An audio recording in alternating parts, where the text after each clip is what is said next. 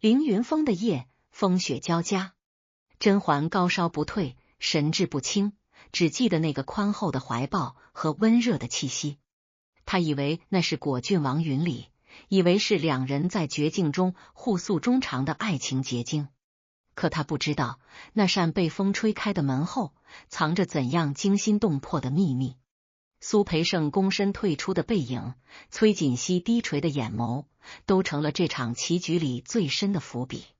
双生子落地，龙颜大悦，甄家满门荣耀。然而，命运的齿轮早已在那晚悄然转向。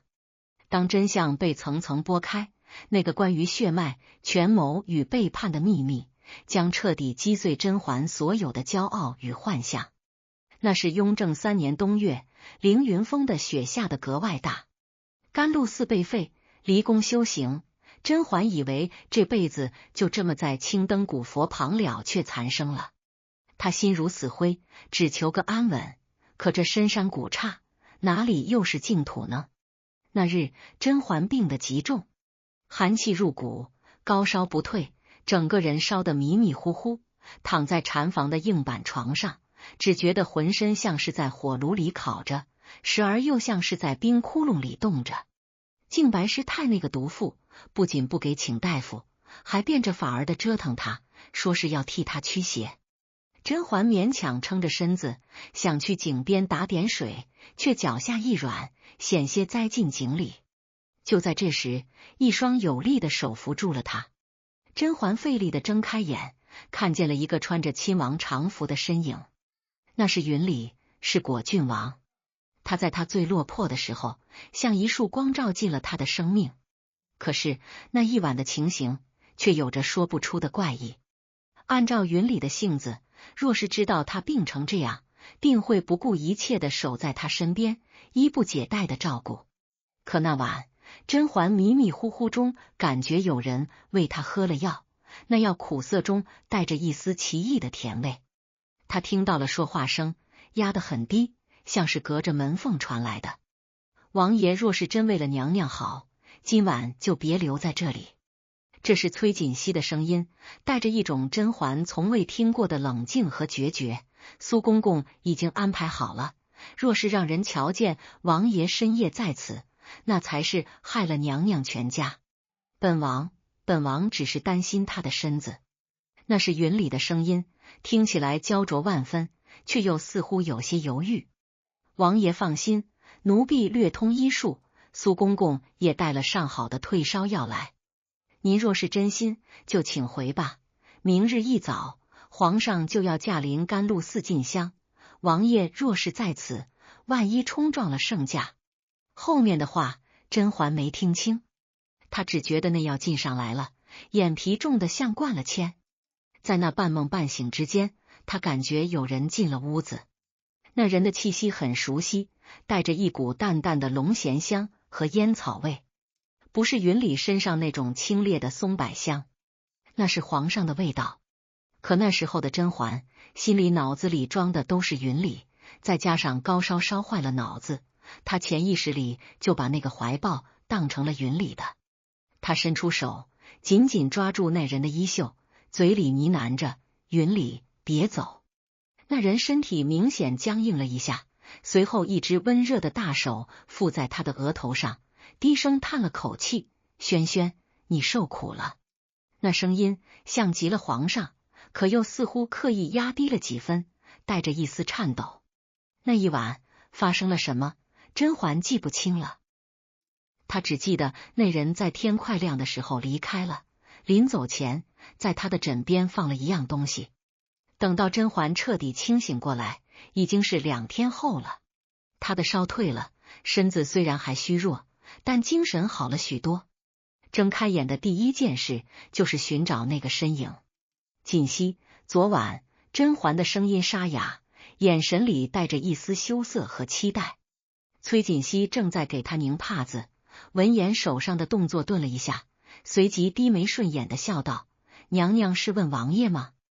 王爷那晚来看过娘娘，不过因为还要躲避净白等人的耳目，加上皇上翌日要来，王爷便匆匆走了。倒是苏培盛苏公公，送来了不少好药。甄嬛听了，心里有些失落，但更多的是感激。她想，云里定是有苦衷的。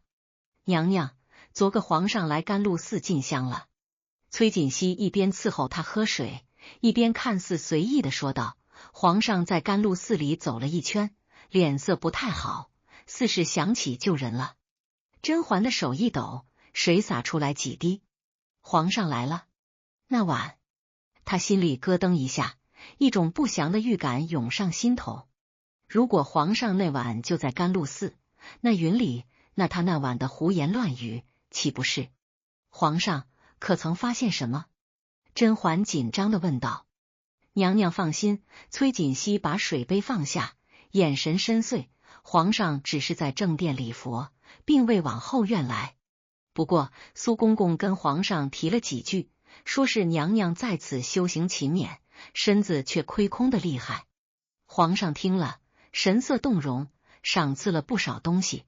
甄嬛松了口气，心里的石头落了一半，只要没撞上就好。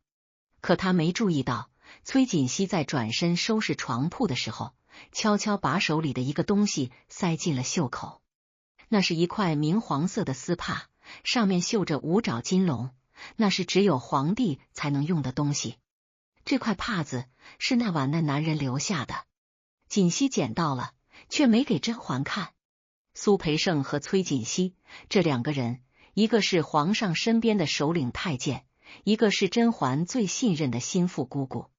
他们什么时候凑到一起的？又是什么时候开始谋划这盘大棋的？其实早在甄嬛离宫的那一刻起，苏培盛就看出来了，皇上根本没放下甄嬛。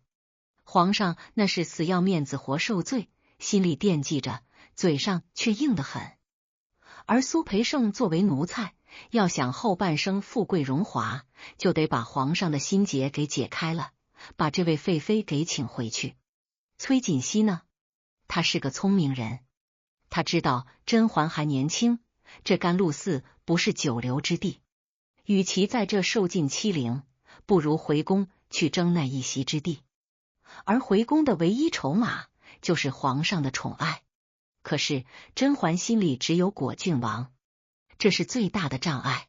于是苏培盛和崔槿汐在那个风雪交加的夜晚，做了一个大胆的决定。日子一天天过去，甄嬛的身体渐渐恢复了，可随之而来的却是一个让她五雷轰顶的消息：她怀孕了。那天，她看着自己平坦的小腹，只觉得天旋地转。她算日子，这孩子只能是那晚怀上的。她以为是云里的，她满心欢喜，又满心忧愁。欢喜的是，这是她和心爱之人的骨血；忧愁的是，这若是被发现了，那是株连九族的大罪。他把槿汐叫到跟前，压低声音说：“槿汐，我有身孕了，这孩子是17爷的。”崔槿汐听了这话，脸色虽然未变，但眼底的金光一闪而过。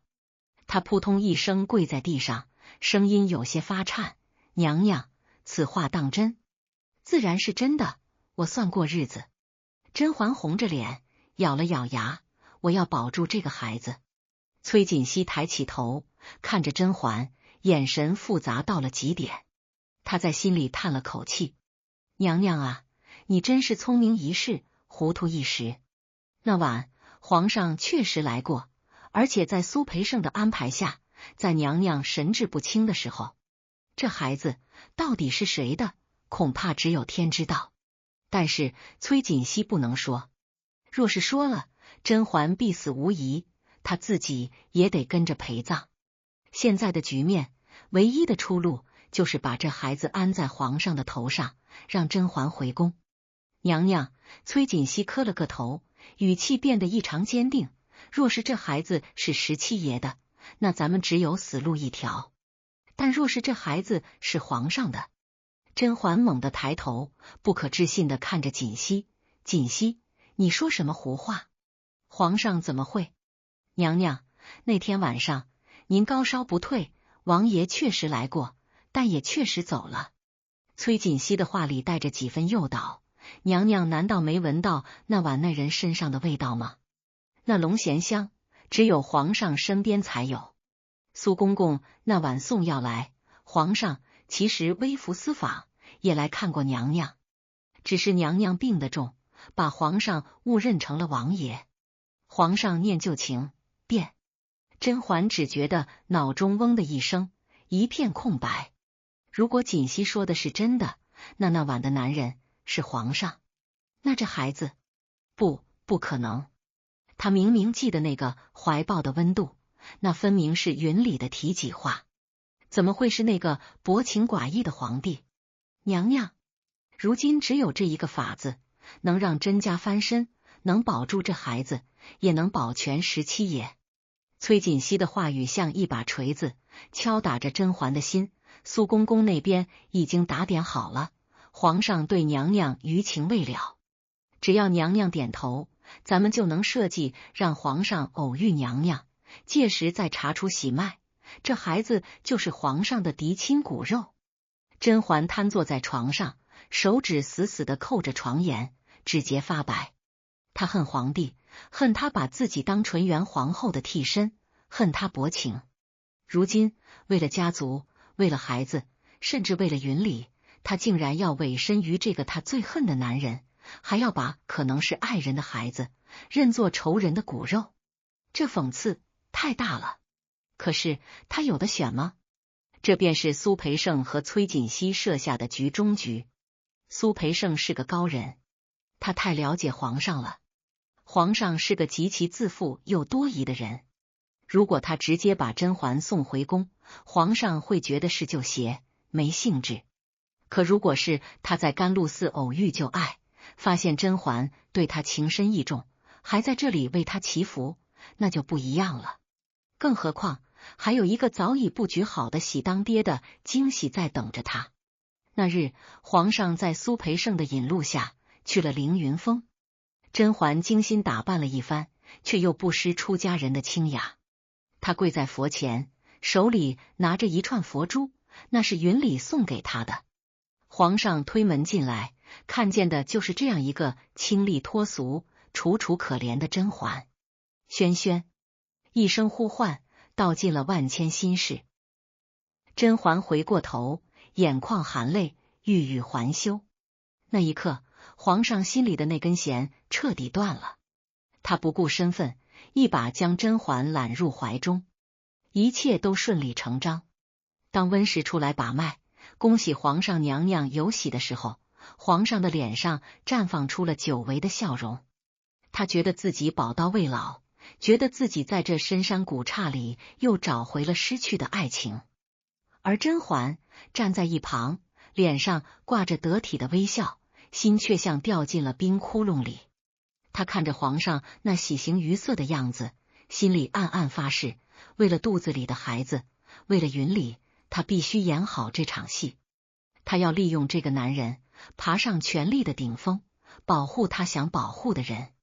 回宫的日子定下来了，册封礼、接风宴，一切都像做梦一样。甄嬛成了钮祜禄，甄嬛成了熹妃。她多了一个儿子鸿雁，多了一个女儿灵犀。双生子落地的那天，皇上高兴的大赦天下。可是果郡王云里回来的日子也到了。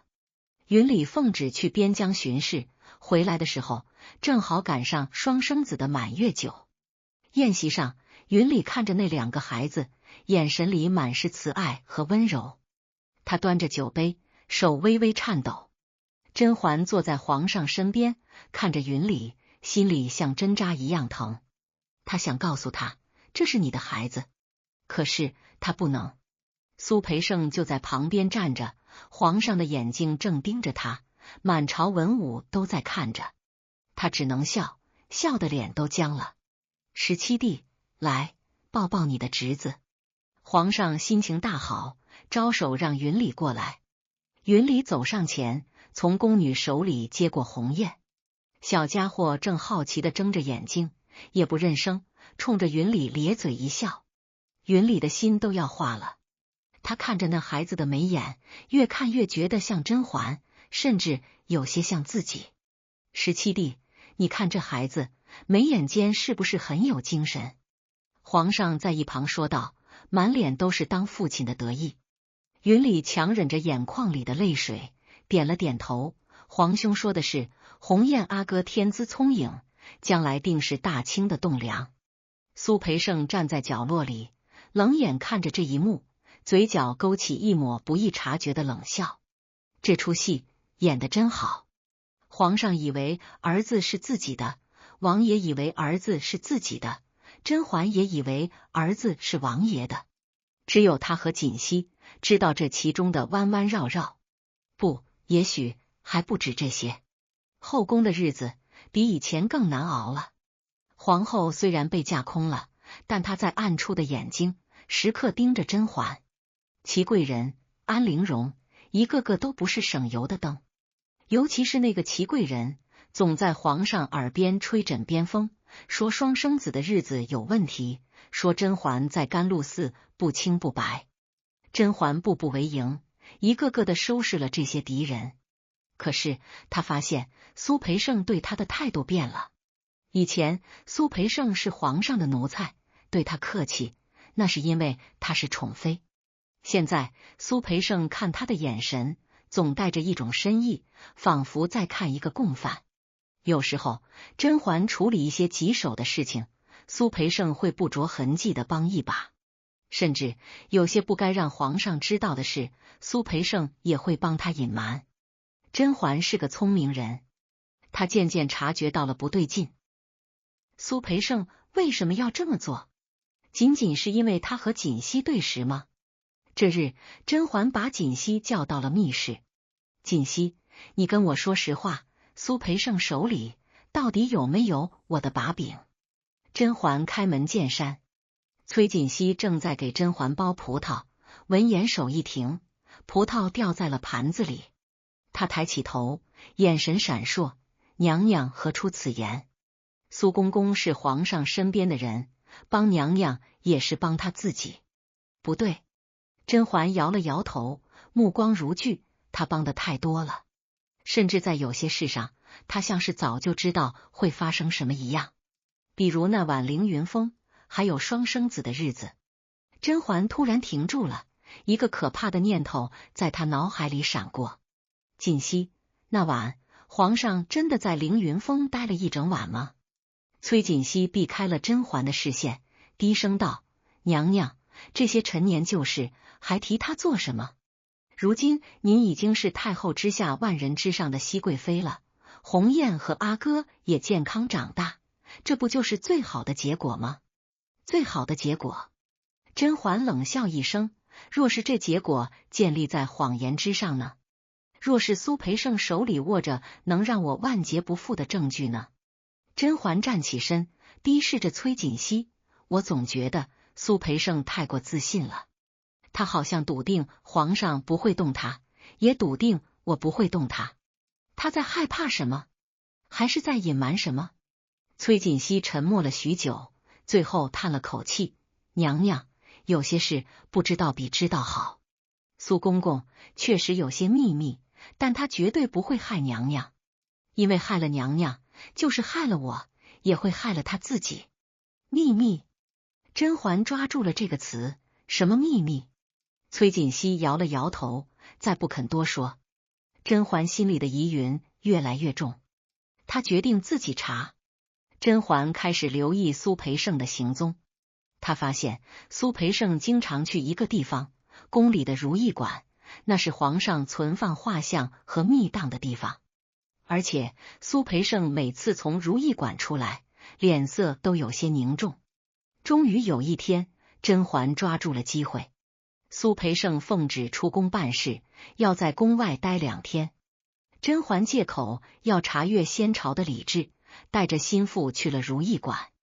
在苏培盛常去的那个档案柜的暗格里，甄嬛找到了一个不起眼的锦盒。她颤抖着手打开锦盒，里面并没有什么惊天秘密，只有一本不起眼的记事本。那是苏培盛的私人记事本。甄嬛翻开第1页，上面密密麻麻的记着皇上的起居住，还有这些年宫里的开销流水，看起来很正常。可是翻到最后几页的时候，甄嬛的目光凝固了。那上面记录着凌云峰那晚的时间、天气，还有几个名字：雍正3年冬月17，大雪，上微服至凌云峰。戌时3刻，果郡王离山。亥时，上入禅房。丑时，上离去。这几行字像惊雷一样劈在甄嬛头上。果郡王离山，皇上入禅房，这就意味着那晚云里根本就不在禅房里。那个他以为是云里的男人，真的就是皇上。可是这和之前想的一样啊，并没有什么新的秘密。甄嬛不甘心，继续往下翻。突然，他看到了夹在书页里的一张小纸条。那纸条已经泛黄了，字迹潦草，像是匆忙间写下的。上无生育之能，早已绝嗣。双生子乃天赐，亦或是借种。这行字没有任何主语，也没有指名道姓，但甄嬛只觉得手脚冰凉，浑身发抖。上无生育之能，皇上没有生育能力，这怎么可能？皇上虽然年纪大了，但身体一向硬朗，而且三阿哥、四阿哥不都是皇上的孩子吗？还有胧月，不对，胧月是他在宫里时怀上的。那四阿哥呢？那是宫女李金贵生的，那时候皇上还是王爷。三阿哥呢？那是齐妃生的。可是这几年后宫嫔妃众多，除了他这次带球回宫，竟然再没有一个嫔妃有喜。安陵容小产过，那是皇后的手笔。但其他人呢？为什么那么多年轻貌美的嫔妃，肚子一点动静都没有？甄嬛只觉得喉咙发干，呼吸急促。如果皇上真的没有生育能力，那他的双生子，那皇上为什么会对双生子深信不疑？为什么皇上从来没怀疑过？除非苏培盛早就知道这个秘密，并且一直在帮皇上掩盖。甚至苏培盛可能还给皇上吃了什么药，让皇上以为自己还行。那他的孩子呢？甄嬛的手指死死捏着那张纸条。如果皇上不能生，那他的孩子肯定不是皇上的。他一直以为是云里的。可是苏培盛这张纸条上借种2个字写得太触目惊心了。借谁的种？如果只是云里，那苏培盛写借种做什么？苏培盛应该直接写果郡王之子才对。难道还有第3个人？甄嬛不敢再往下想，一个可怕的推测在他脑海里成型。苏培盛和锦汐为了某种目的，不仅仅是在那晚安排了皇上，他们是不是还安排了别的？或者那晚皇上根本就没有真的，只是做样子。而真正的，不会的，锦汐不会背叛我到这种地步。甄嬛把纸条塞进袖口，慌乱地离开了如意馆。她必须找到锦汐，立刻，马上。回到碎玉轩，甄嬛屏退了左右，只留下了崔锦汐。跪下！甄嬛的声音冰冷，透着一股肃杀之气。崔锦汐顺从地跪在地上，脸上没有一丝惊讶，仿佛早就料到会有这么一天。娘娘去如意馆了？锦汐轻声问道。你早就知道我会去。甄嬛把那张纸条扔在锦汐面前，这是什么？你给我解释清楚。上无生育之能是什么意思？还有借种，借谁的种？我的双生子到底是谁的？锦汐看着地上的纸条，眼眶红了。她没有捡，只是抬起头看着甄嬛，眼神里满是悲戚和无奈。娘娘，您真的想知道吗？知道了，您可能会后悔一辈子。我要听真话。甄嬛吼道，她此刻已经失去了往日的冷静，像个疯了一样，想要抓住房子里最后一点真相的女人。锦汐深吸了一口气，缓缓开口，那是太医院的刘太医偷偷记下的。皇上在圆明园那场大病之后，其实就已经不行了。这件事苏公公一直压着，没人敢说。皇上自己也不信，吃了无数虎狼之药。那我的孩子呢？甄嬛指着肚子，既然皇上不行，那我肚子里的孩子是谁的？是云里的，对不对？锦汐摇了摇头，泪水滑落。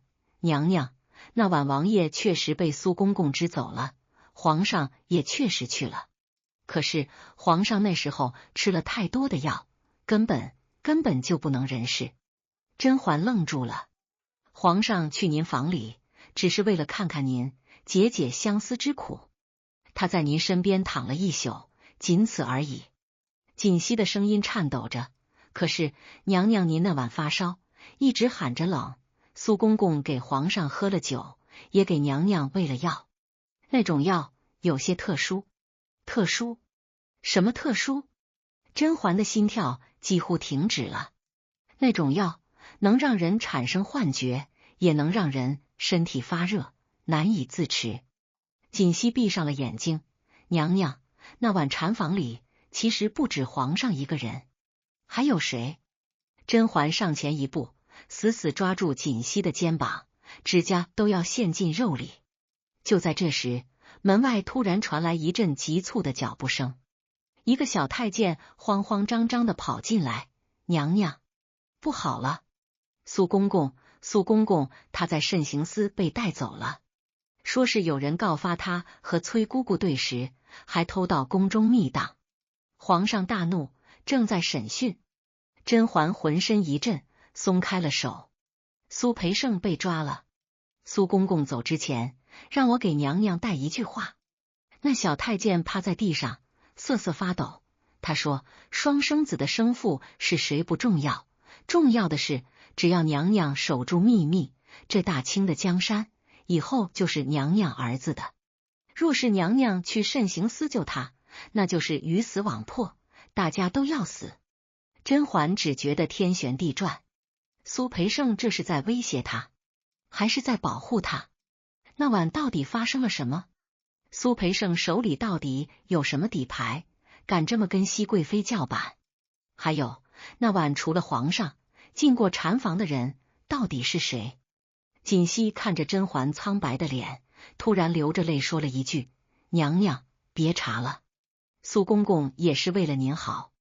那个人的身份一旦揭穿，咱们碎玉轩上下几十口人都得没命。那晚您高烧中是温太医？”什么？甄嬛瞪大了眼睛，整个人如遭雷击。温实初，那个一直默默守护他的温实初？不，这不可能。可是回忆起那晚模糊的记忆，那个身影，那双手，确实有些像温实初。而且温实初那天确实来送过药。如果孩子是温实初的，那鸿雁，那灵犀，这不仅是出轨，这是秽乱宫闱，这是要诛九族的。不，我不信，我要去慎刑司，我要问清楚苏培盛。甄嬛踉跄着往外走。娘娘，您不能去。锦汐扑过去抱住甄嬛的腿，您要是去了，就真的中计了。这是皇后的圈套，苏公公这是在拿命换您的平安啊！就在这混乱不堪、真相即将被撕裂的瞬间，甄嬛突然看到从锦汐的袖口里滑落出一样东西，那是一个陈旧的香囊，上面绣着并蒂莲。甄嬛认得，那不是温实初的，也不是云里的，那是当年他在甘露寺时随手送给过路难民的一个香囊。而那个难民，一个极其荒谬却又极其合理的念头冲进脑海。那晚是不是还有第四个人？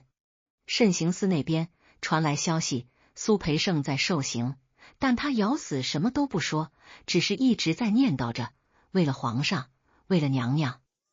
而与此同时，皇上正坐在养心殿里，面前摆着一份滴血验亲的水盆，那是皇后临死前留下的最后一招。甄嬛站在殿门口，看着那盆水，看着皇上那阴沉如水的脸，看着温实初跪在一旁瑟瑟发抖，所有的线索似乎都指向了温实初。可是苏培盛那张纸条上的借种，锦溪那欲言又止的温太医，还有那晚的记忆碎片，真相到底是什么？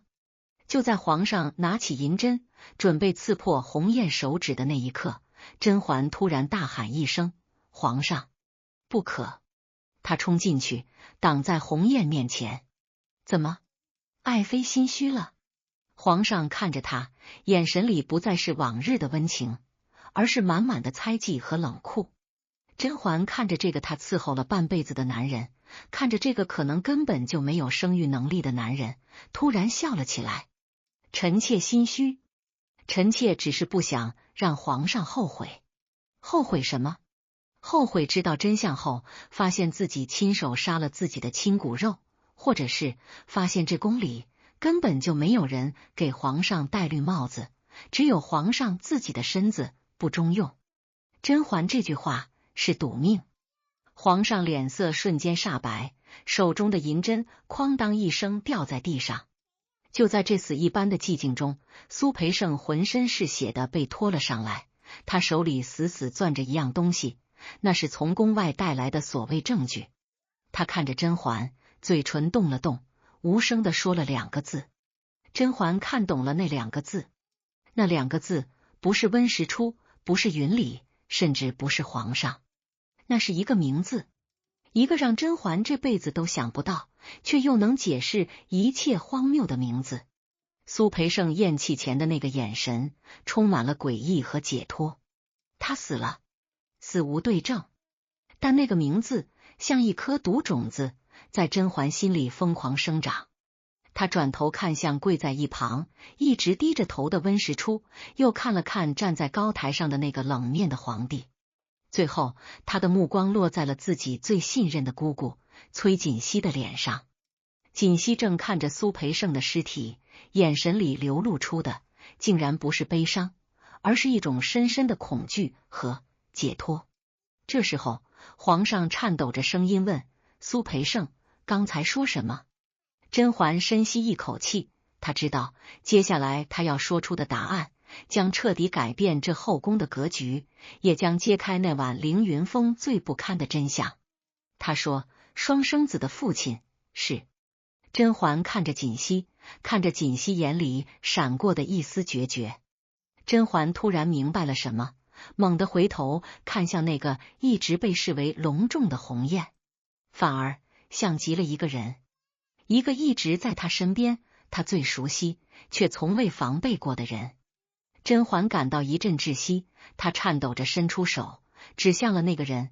那个人正站在大殿的阴影里，手里拿着那份伪造的滴血验亲的水。是你！甄嬛的手指颤抖着，指尖几乎要戳破空气。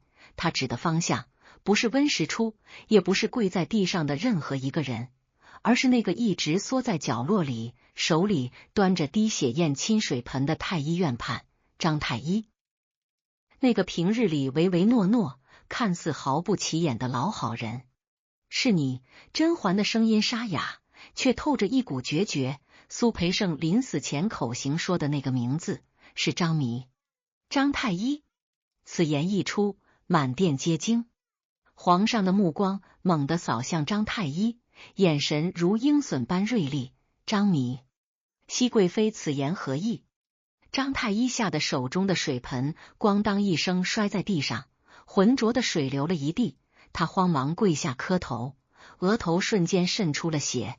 皇上明鉴，皇上明鉴啊！娘娘这是含血喷人。奴才兢兢业业，从未做过对不起皇上、对不起娘娘的事，从未做过。甄嬛冷笑一声，借着那一股豁出去的勇气，她往前迈了一步，目光死死锁住张太医。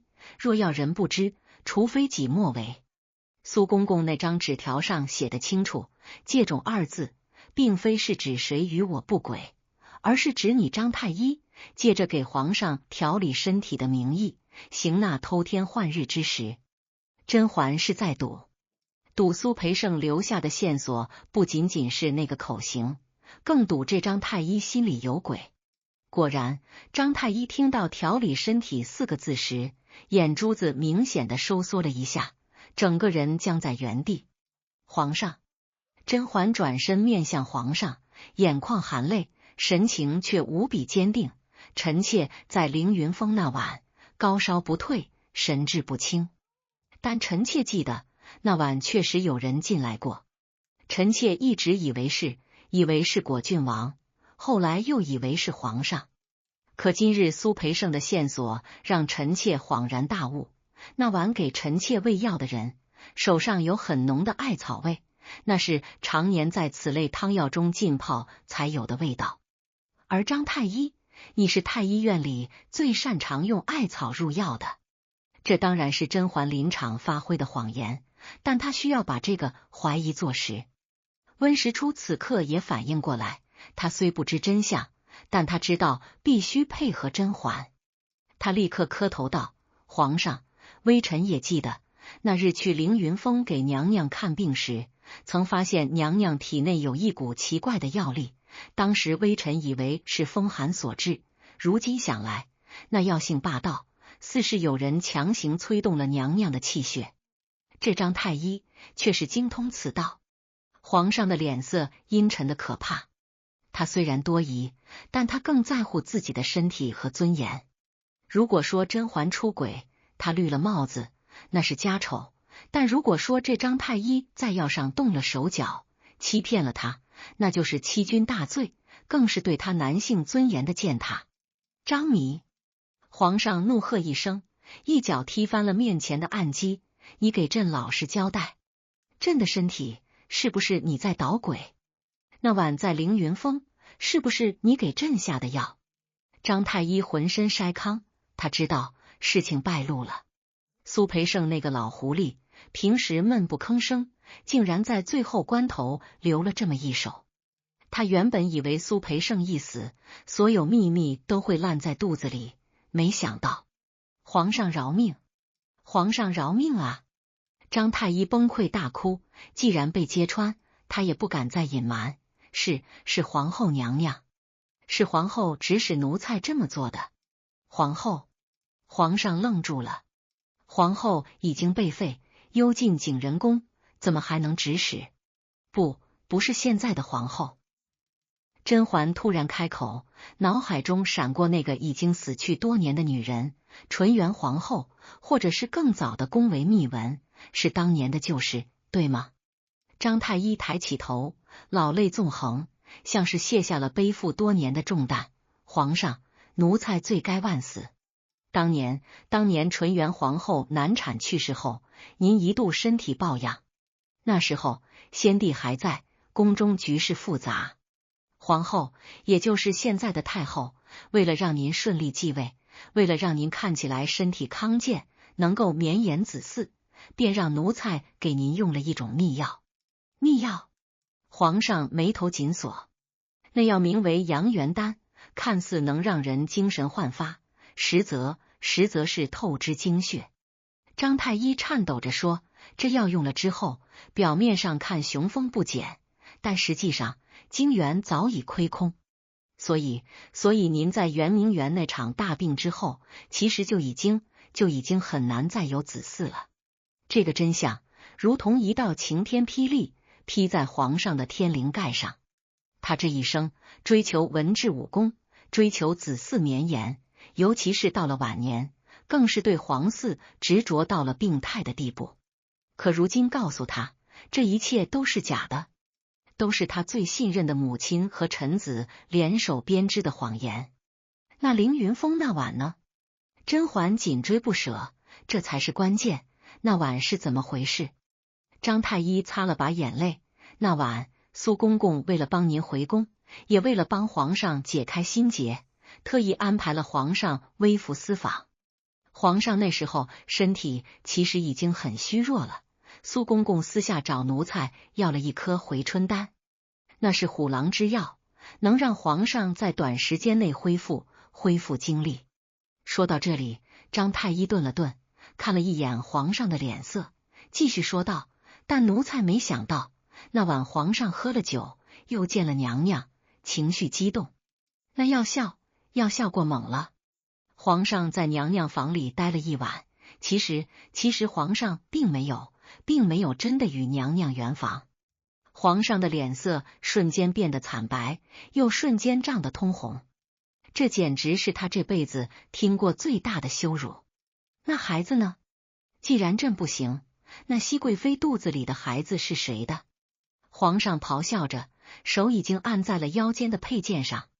张太医赶紧磕头，这就是戒种的由来啊，皇上。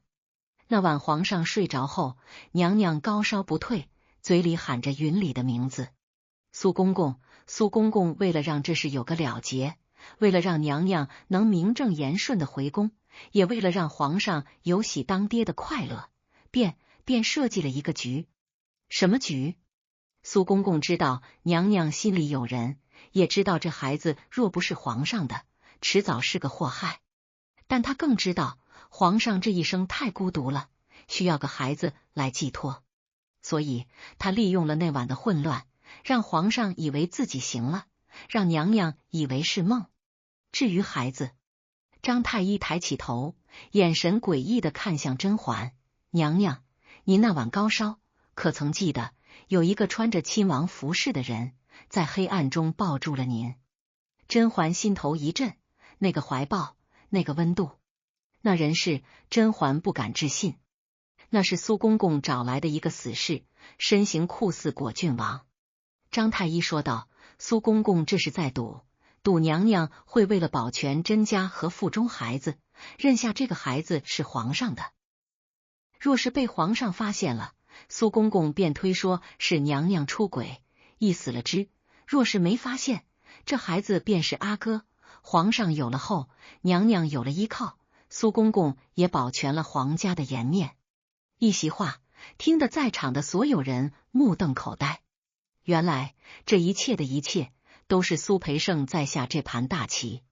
他利用了所有人的心理盲区，皇上的自卑与自负，甄嬛的绝望与求生，果郡王的深情与无奈。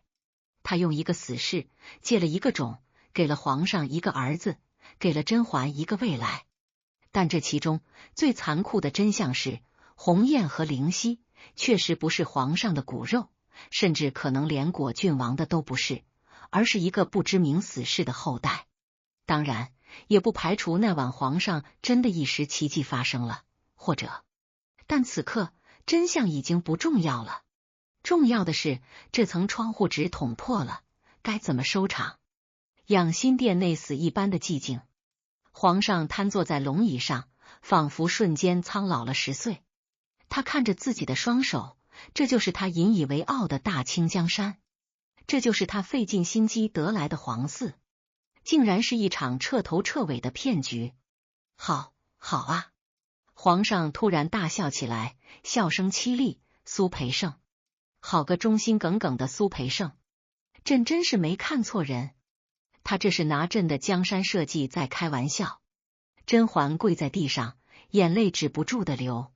他不知道该庆幸还是该绝望。庆幸的是，孩子不是皇上的，他不用再背负对云里的愧疚；绝望的是，这孩子的身世成了一个永远无法见光的黑洞。皇上，甄嬛西行几步，爬到皇上脚边：“臣妾有罪。臣妾那晚神志不清，确实不知那人是假扮的。臣妾一直以为是果郡王，又以为是皇上。臣妾也是受害者啊！”皇上低头看着甄嬛，眼神复杂，愤怒、失望、厌恶，但又有一丝不易察觉的解脱。他恨被骗，但他更恨那个没有生育能力的自己。如今真相大白，虽然难堪，但至少他不用再怀疑自己是不是不行了，因为那是药的问题。而对于甄嬛，他虽然恼怒他当初心里装着别人，但比起被最信任的奴才愚弄，他对甄嬛的恨意反而淡了。毕竟在这场局里，甄嬛也是个可怜的棋子。够了！皇上突然喝止了张太医的哭诉，来人，将张太医拖出去，杖毙，乱棍打死。张太医还没来得及求饶，就被几个侍卫拖了出去。片刻后，殿外传来几声惨叫，随即归于平静。皇上需要死人，只有死人才会保守秘密。殿内只剩下皇上、甄嬛、温实初和锦汐。温实初跪在地上，大气都不敢出。他知道的太多了，这也是要掉脑袋的。皇上闭了闭眼，再睁开时，目光已经恢复了平日的清明，只是多了几分萧索。熹贵妃，皇上开口，声音有些疲惫，你跪安吧。今日之事，若是敢泄露半个字，朕让你全族陪葬。甄嬛浑身一颤，重重的磕了个头，臣妾谢主隆恩。臣妾对皇上之心，天地可见，绝不也不敢有半分泄露。甄嬛站起身，腿已经麻了。锦汐赶紧上前扶住她。锦汐，皇上突然叫住了正要退下的崔锦汐。锦汐身子一僵，转过身跪下。皇上，苏培盛已死。皇上看着他，目光深邃。他和你的事，朕以前睁一只眼闭一只眼，如今他为了朕的面子，搭上了自己的命。你也算是个知情者，朕留你一命，是因为你是熹贵妃的老人，也是为了给这宫里留点念想。锦汐的眼泪夺眶而出，她是真的伤心。苏培盛虽然狠辣，算计了所有人，但他最后的确是用命护住了甄嬛，也护住了他们这段对时的情分。奴婢谢皇上开恩。苏公公，苏公公在天之灵，也会感念皇上的仁慈。锦汐哽咽着说道。皇上挥了挥手，示意他们退下。走出养心殿的那一刻，外面的阳光刺得甄嬛有些睁不开眼。她深吸了一口新鲜的空气，感觉像是做了一场大梦，一场关乎生死、关乎血脉、关乎权谋的大梦。娘娘，咱们回宫吗？锦汐轻声问道。甄嬛回头望了一眼养心殿那高耸的屋檐，嘴角勾起一抹苦笑。回宫？这紫禁城哪里是家，分明是吃人的魔窟。灵回吧。甄嬛淡淡的说道，不管这孩子是谁的，他现在都是大清的阿哥，是本宫的命根子。苏培盛用命换来的这个局面，本宫不能浪费。他眼底的迷茫散去，取而代之的是前所未有的坚定。那晚的真相，就像这宫墙里的灰尘，扫一扫，似乎就干净了。但只有经历过的人知道，有些东西已经深深的嵌进了砖缝里，再也抠不出来了。日子还要继续过。张太医死后，皇上像是变了一个人。他不再执着于后宫的雨露均沾，也不再频繁的翻牌子。他把更多的精力投入到了朝政上，似乎想用忙碌来麻痹自己那个难以启齿的秘密。对于鸿雁和灵犀，皇上的态度变得很奇怪。他不再像以前那样整天抱在怀里逗弄，但也从未苛待。他只是时常坐在远处，静静地看着孩子们玩耍，眼神里有落寞，也有一种说不清道不明的释然。也许在他心里，不管这孩子是不是亲生的，只要他认了，那就是皇家的种。而甄嬛在经历了那场惊心动魄的真相揭露后，彻底收起了所有的儿女情长。她不再去想果郡王，不再去想那些风花雪月。她明白了一个道理，在这深宫里，只有权力才是真的，只有活下去才是硬道理。苏培盛的死让皇上身边空出了一个位置。皇上没有再立新的首领太监，而是让小夏子顶了上来。但谁都知道，那个能把皇上心思猜透的苏培盛再也回不来了。这一日是中秋佳节，后宫嫔妃齐聚景仁宫赏月。虽然皇后已废，但甄嬛作为熹贵妃，执掌六宫，自然成了众星捧月的主角。宴席上，觥筹交错，歌舞升平。安陵容坐在角落里，看着台上风光无限的甄嬛，手里的帕子都快搅烂了。他怎么也想不通，为什么那么多难关，甄嬛都能闯过去。滴血验亲那么大的事，竟然也能被他化险为夷，还顺藤摸瓜除掉了皇上身边最信任的苏培盛。姐姐真是好福气。安陵容端着酒杯走上前，皮笑肉不笑地说道：“双生子阿哥聪明伶俐，皇上虽然最近冷落了后宫，但对姐姐的恩宠可是丝毫未减啊。”甄嬛看了他一眼，淡淡一笑：“妹妹说笑了，恩宠这东西不过是过眼云烟，唯有心存敬畏，才能在这宫里活得长久。妹妹与其羡慕本宫，不如好好想想怎么把自己的日子过明白。”安陵容被噎了一下，脸色有些难看。就在这时，殿外突然传来一声通传：“果郡王到。”甄嬛的手一抖，酒洒出来几滴。云里来了，他穿着一身藏蓝色的长服，手里提着一个精致的食盒，脸上带着温润如玉的笑容。他大步走进殿内，向皇上行礼：“臣弟给皇兄请安。”“皇兄万岁金安。”“老17来了。”皇上见到云里，脸上难得露出了真心的笑容：“快起来，坐到朕身边来。”云里起身，目光不经意间扫过甄嬛，两人的视线在空中短暂交汇，又迅速分开。甄嬛的心脏剧烈的跳动着，她知道这世上最痛苦的事，莫过于两个相爱的人，隔着血海深仇，隔着伦理道德，还要装作若无其事的寒暄。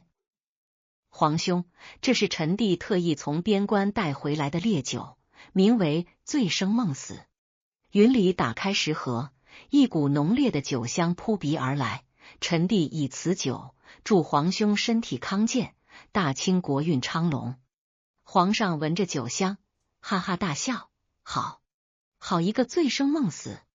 朕今日便要与17弟痛饮一番。”太监倒上酒，皇上端起酒杯，正要饮下。甄嬛不知为何，心里突然涌起一股强烈的不安。他看着那杯酒，又看了看云里那张略带憔悴的脸。“皇上！”甄嬛突然站起身：“这酒！”众人的目光瞬间集中在甄嬛身上。皇上端着酒杯的手停在半空，疑惑地看着他：“爱妃有何事？”甄嬛的心里转过无数个念头，她是想提醒皇上小心，还是想阻止这场注定没有好结局的聚会？不，她不能表现得太异常。臣妾是想说。甄嬛脸上挤出一丝笑容，端起自己的酒杯，这酒香气太烈，怕是伤了皇上的龙体，不如让臣妾先替皇上尝尝。皇上看了一眼甄嬛，眼神有些玩味。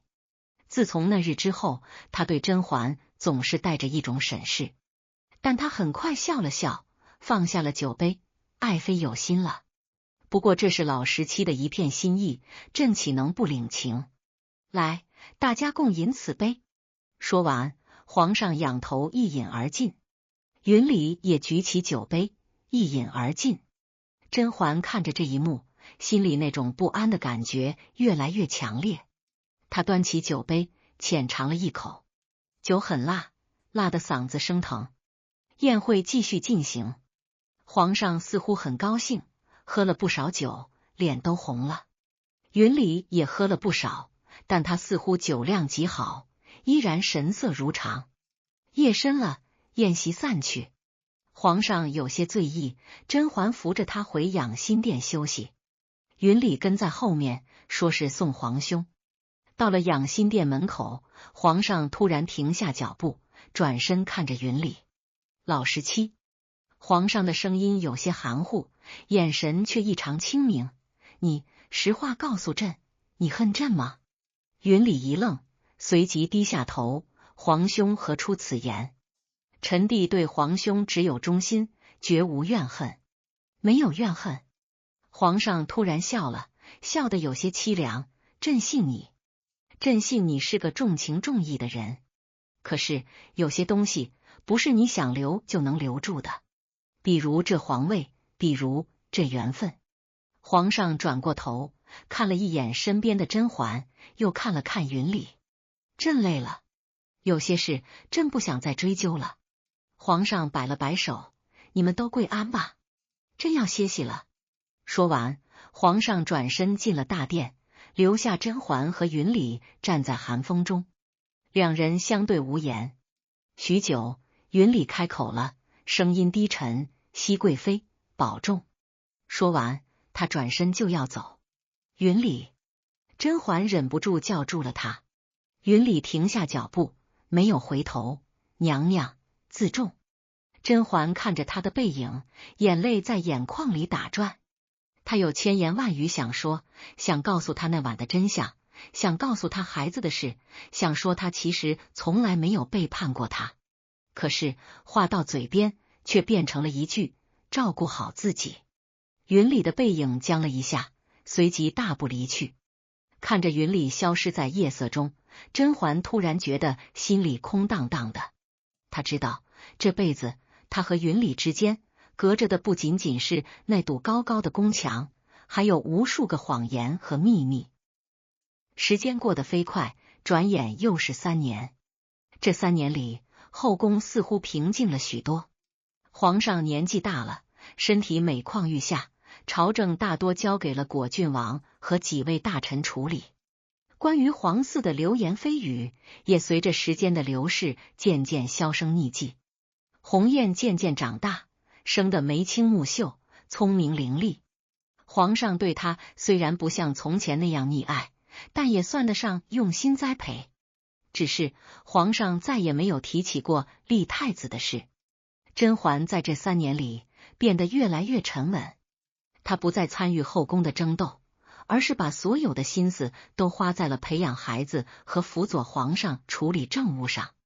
她成了皇上最信任的伴侣，虽然这份信任里夹杂着太多复杂的成分。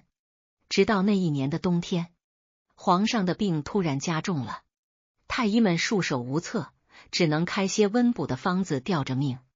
那天晚上，皇上把甄嬛叫到了床前。萱萱，皇上虚弱的叫了一声。甄嬛连忙上前握住他的手，臣妾在。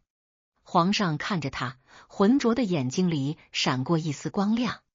他挣扎着坐起来，指着床头的一个暗格：“把那个盒子拿来。”甄嬛一眼打开暗格，取出一个精致的木盒。打开它，皇上说道。甄嬛打开盒子，里面竟然躺着一叠厚厚的信纸，还有那张苏培盛当年留下的被甄嬛以为已经销毁的纸条。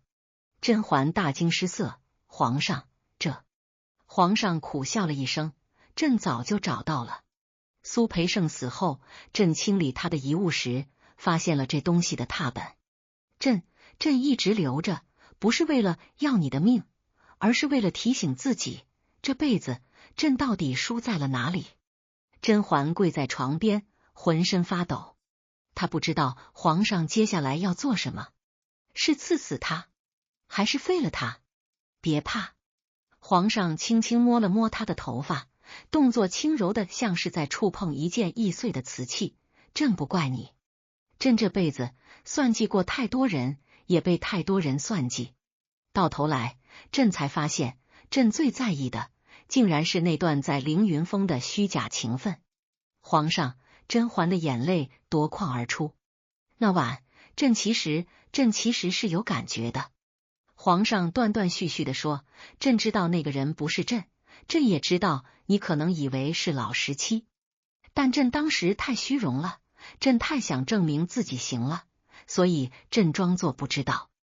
朕把你抢回来，以为是一种胜利，可现在朕明白了，朕输得彻底。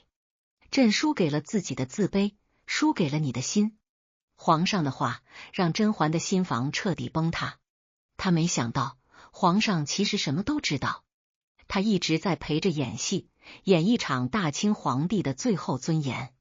鸿雁是个好孩子。皇上喘了口气，不管他是谁的种，只要他姓爱新觉罗，他就是朕的儿子。朕会在遗诏里写明，立嗣阿哥弘历为帝，鸿雁就让他过继到果郡王一脉吧。甄嬛猛地抬头，不可置信地看着皇上。皇上这是在成全，这算是朕最后给你的恩典。皇上虚弱地笑了笑，朕知道你心里一直挂念着老17，朕把他赶去边疆，其实也是为了保护他。如今朕要走了，就把这最后的缘分还给你们吧。只是皇上的眼神突然变得锐利，你要答应朕，辅佐新帝，保大清江山永固。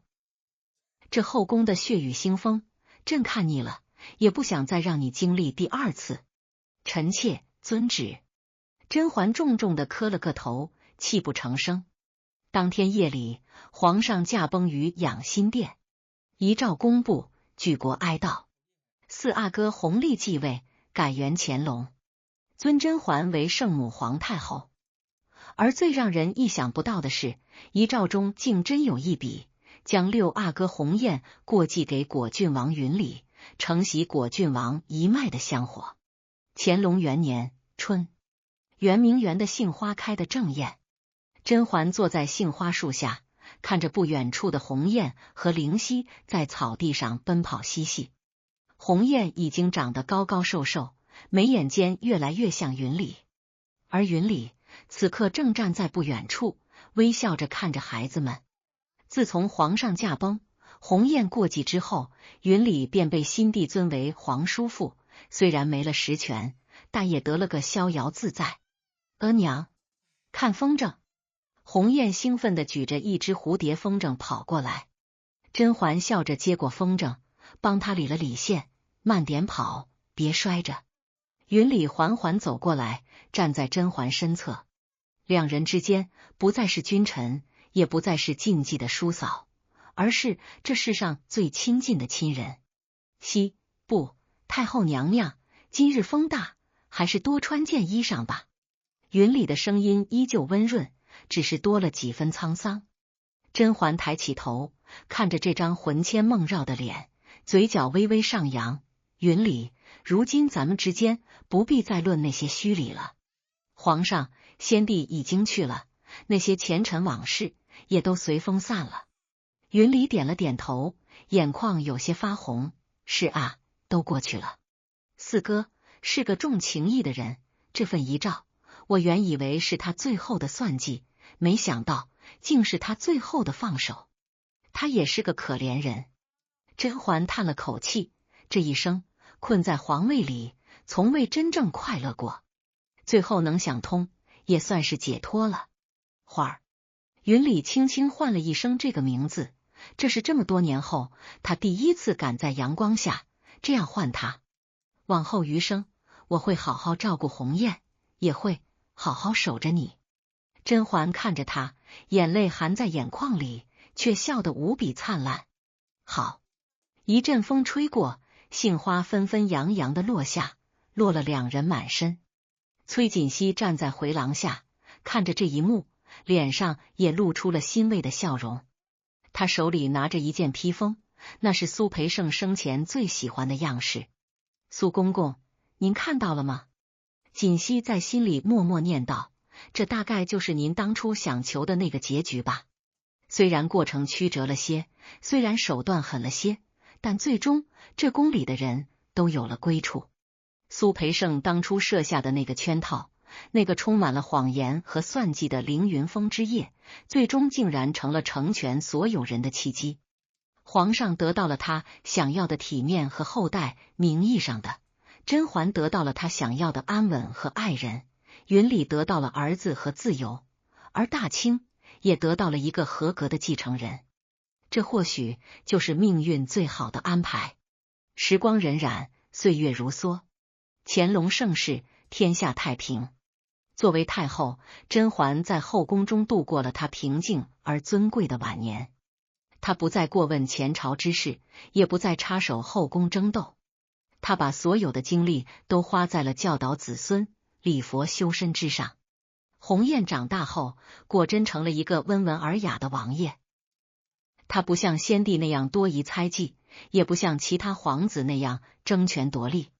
他酷爱诗书，精通音律，像极了当年的允礼。每逢佳节，鸿雁都会带着福晋进宫给太后请安。看着儿子幸福的模样，甄嬛心里便觉得无比踏实。偶尔在夜深人静的时候，甄嬛也会想起凌云峰那晚的大雪，想起苏培盛那张诡异又悲凉的脸，想起先帝临终前那释然的眼神。她常常想，如果那晚没有那个圈套，如果他没有回宫，一切会不会不一样？也许他会和云里在民间做一对平凡夫妻，生儿育女，白头偕老。但那样的话，甄家或许早已满门抄斩，果郡王或许也会被卷入夺嫡之争而死无葬身之地。人生没有如果。苏培盛的算计虽然残酷，却在那个特定的权谋场中，为所有人杀出了一条血路。那条路上铺满了谎言，却也开出了希望的花朵。那一年冬，又是大雪纷飞。甄嬛坐在慈宁宫的暖阁里，手里抹撒着那只当初云里送给她的长相思笛子。云里已于去年病逝，走得很安详。额娘，已经成年的鸿雁走了进来，替他添了些炭火。雪大，小心着凉。甄嬛放下笛子，看着眼前这个和云里一模一样的儿子，笑了笑。鸿雁，你知道你父亲这一生最得意的事是什么吗？鸿雁想了想，父亲常说，他这一生最得意的，不是承袭了王爵，也不是有多少才华，而是遇到了额娘，并有了我们。甄嬛的眼眶湿润了，她转头看向窗外漫天的飞雪，仿佛看见了那个意气风发的王爷，正站在梅花树下，冲她温润一笑。是啊，甄嬛轻声说道，这世间情爱千回百转，有的始于谎言，却终于深情；有的看似荒谬，却是命中注定。额娘说的是。鸿雁依偎在甄嬛身边，像小时候一样。屋内的炭火烧得正旺，发出噼啪的声响。甄嬛闭上了眼睛，嘴角挂着满足的微笑。这深宫几十年，斗了一辈子，争了一辈子，也苦了一辈子。到最后，爱人虽逝，但血脉留存，亲情圆满，家国安康。那个凌云峰的秘密，终究成了烂在历史尘埃里的旧纸堆，再也没人提起。但这世间多了一份跨越生死的守护，多了一段虽然开端荒唐，结局却温暖人心的佳话。正如先帝所言，只要心存善念，哪怕是谎言，也能开出最美丽的花。这便是最好的结局。